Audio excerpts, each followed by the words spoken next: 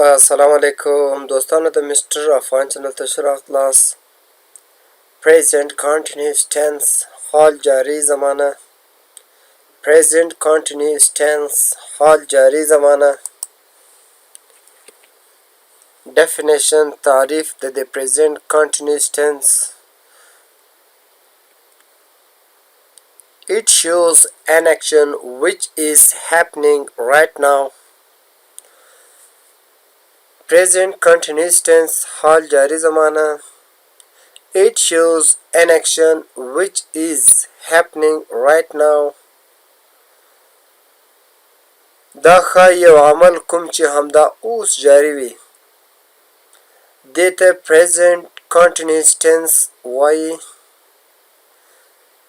یعنی it shows an action which is happening right now.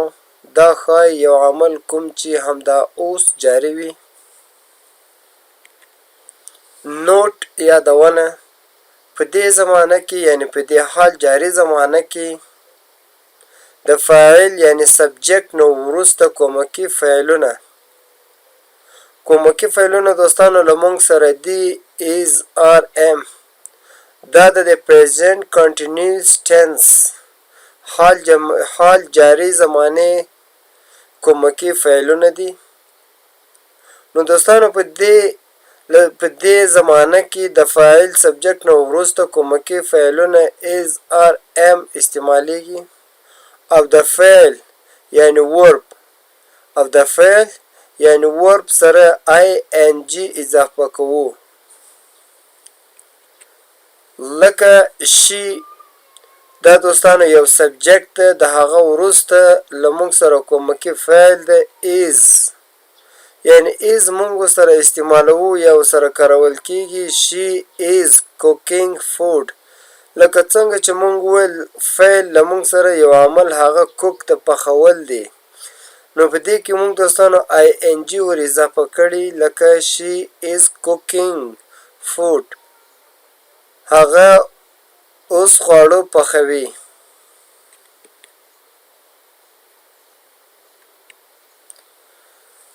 دوهم یاداښت له موږ سره ده دوستانو نوٹ د he she it سینګولر نیم سره is استعمالیږي. دوستانو he she سو دا هم یو واحده سبجیکټ ده، یو واحده فاعل ده. she هم دغسې it هم دغسې او که چیرې یو واحده نوم هم وي نو له دې سره دوستانو مونږ is استعمالوو. لکه یا مثال he is eating the meal right now. هغه همدا اوس ډوډۍ خوري. he is eating the meal right now. she is cooking food now. هغه اوس خواړه پخوي. she is cooking food now. هغه اوس خواړه پخوي. it is raining now. اوس باران وریږي. it is raining now. اوس باران وریږي. دوستانو له it سره موږ هم is استعمالوو. لکه it is raining now. اوس باران وریږي.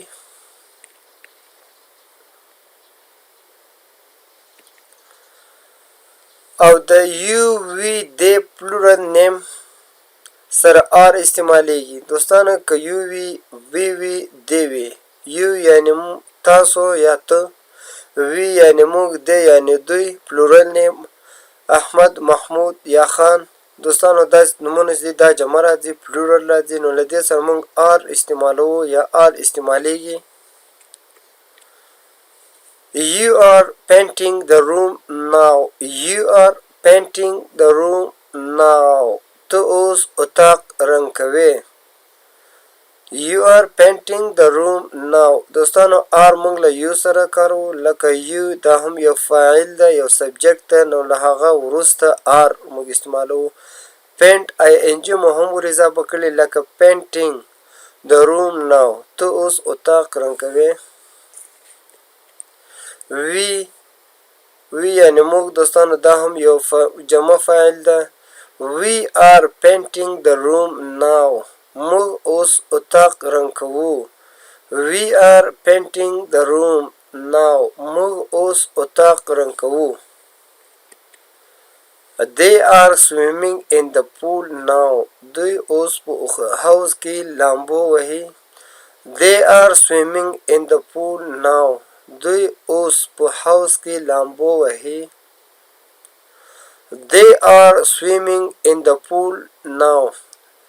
دوی اوس په حوض کې لامبو وهي. او د آی سره ام کلمه استعمالیږي.